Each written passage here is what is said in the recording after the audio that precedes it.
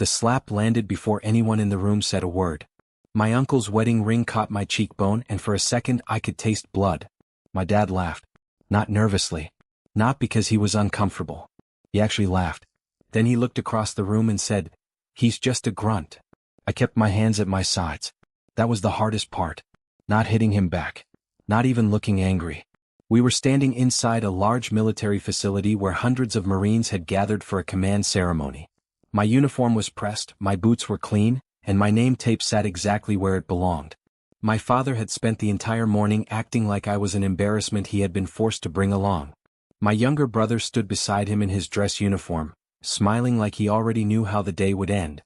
"Now," Dad said loudly, "my son is the real warrior." A few people nearby turned their heads. I didn't answer. My name is Marcus, and I'd learned a long time ago that silence makes people reveal more than anger ever does. My uncle stepped closer. "You're a failure," he said. Then something behind him changed. The room went quiet. Not gradually. All at once. I looked past his shoulder and saw hundreds of MARSOC operators standing together. And the man beside the formation was already walking toward us. My uncle was still standing in front of me when the room went quiet.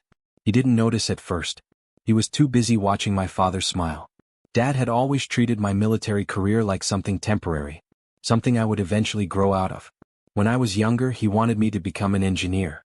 My brother followed that path, graduated near the top of his class, and came home with stories Dad loved telling. I never gave him stories. I gave him silence. Even at family gatherings, Dad would introduce my brother first. Then he'd mention me almost as an afterthought. "He's in the Marines." That was usually all he said. He never asked what I actually did. My uncle was worse. He liked reminding everyone that my brother had real potential. That morning, though, something had been different. My uncle kept checking his phone. My father kept glancing toward the entrance. My brother had barely spoken to me. I noticed those things, but I didn't ask about them. Then my uncle slapped me. What bothered me wasn't the pain. It was the confidence behind it. He knew exactly who was watching. He expected me to lose control. Instead, I looked at him and said quietly, "You should probably step back." He laughed. Then the footsteps behind him stopped. My uncle finally turned around. His smile disappeared before he even understood why. My uncle turned around slowly. The expression on his face had changed. Behind him, the entire formation was standing still. 500 Marines. Not talking. Not shifting. Not looking around. Just watching. My father noticed them too, but he recovered quickly. "What is this?" he asked. Nobody answered him.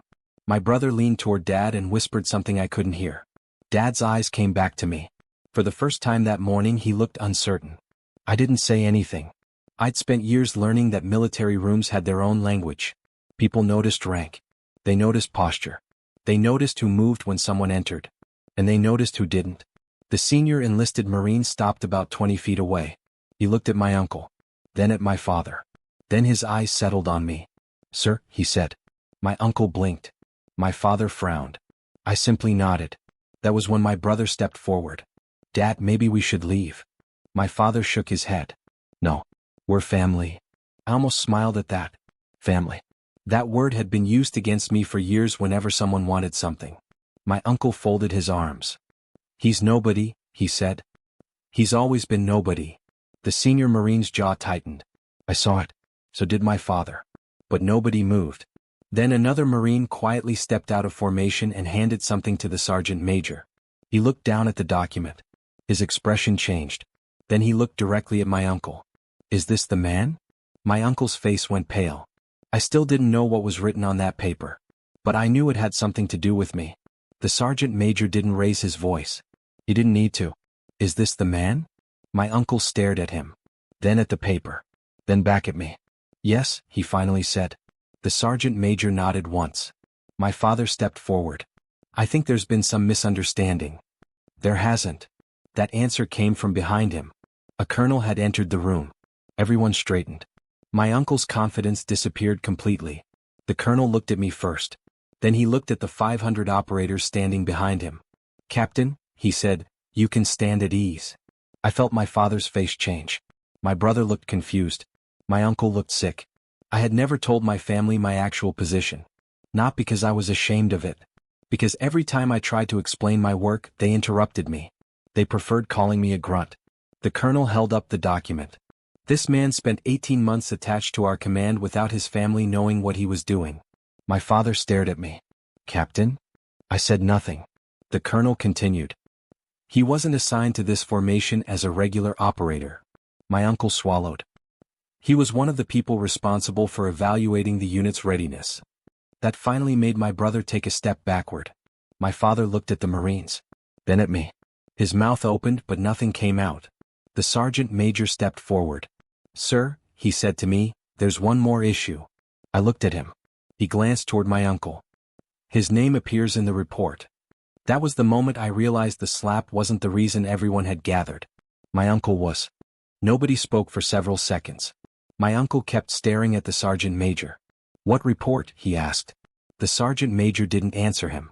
The colonel looked at me instead. I knew what was coming because I'd seen the report myself. My uncle had spent months telling people he had connections inside the command. He had used my name twice to get meetings he wasn't authorized to have. The first time I ignored it. The second time I documented it. I never confronted him.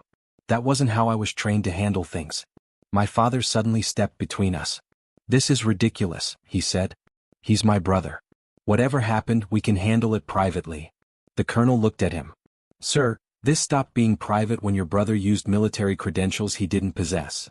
My father's face went blank. My brother looked at my uncle. You told me you were helping the command. My uncle said nothing. I watched him carefully. He wasn't angry anymore. He was calculating. That worried me more than the yelling had. Then he reached into his jacket. 3 Marines immediately shifted their stance. My uncle stopped. Slowly he removed his hand. There was a phone in it. He looked at me and smiled for the first time since the colonel arrived. You really want them to hear what you did? I didn't move. The colonel's expression hardened. Play it. My uncle looked down at his screen. Then he pressed the button. The recording began with my own voice. The recording was only 12 seconds long. My voice came through the speaker clearly. I'll handle it. Nobody outside the command needs to know. My father looked at me. My uncle smiled. There, he said. That's your son admitting he covered something up. I let the silence sit for a moment. Then I looked at the sergeant major. Play the rest. My uncle's smile disappeared. The sergeant major took the phone from him. There is no rest. I nodded.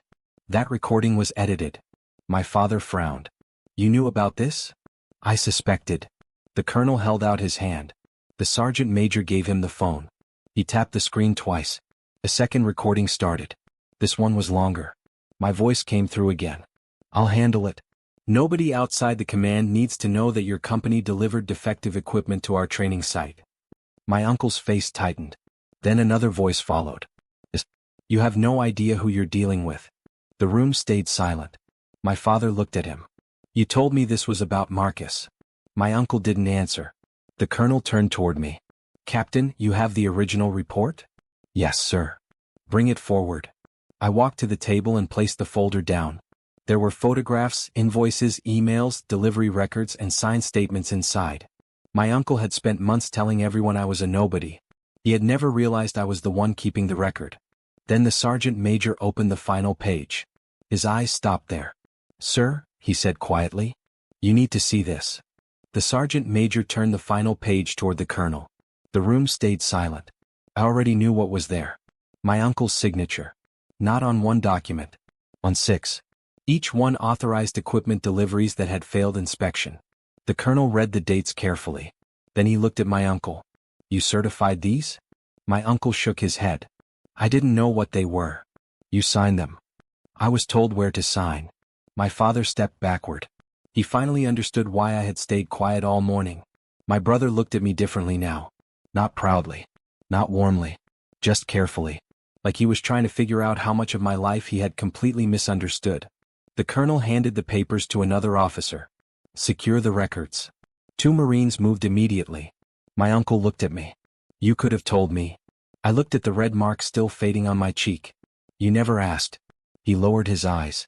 For once, he had nothing ready to say. The sergeant major stepped toward him. Sir, you're being removed from the facility pending investigation. My uncle looked at my father. Dad didn't move. That hurt him more than anything else that morning. As they escorted him toward the exit, my father finally came to me. He stopped a few feet away. I didn't know, he said. I believed him. But that didn't make what he had done disappear. I looked at him and said quietly, "That's the problem." He stared at me. And for the first time in my life, my father looked like he was afraid of losing something he had already taken for granted. My father didn't follow my uncle out. He stayed there, standing beside the table with his hands in his pockets. For a while neither of us spoke. The room was almost empty now. The Marines had returned to their positions, and the officers were finishing the paperwork. Dad looked at the folder. Then he looked at me. "I should have asked," he said. I nodded. "That would have helped." He swallowed. "I thought your brother was the one who made something of himself." I looked at him for a moment. "So did I." That was all I said. I didn't need an apology that suddenly made everything right. My uncle's investigation continued without me. I gave the investigators everything they requested and went back to doing my job. My father called a few times after that. The conversations were awkward. But they were honest. He stopped comparing me to my brother. He stopped calling me a grunt. Months later, he came to my house with an old photograph from when I was 17. He placed it on the kitchen counter. "I should have been proud of you then," he said. I looked at the photograph. Then at him. "You can start now." He nodded. And that was enough. I never needed my father's applause. I only needed him to finally understand that the quiet son he had dismissed was never the failure he thought he was. He had simply been the one nobody bothered to know.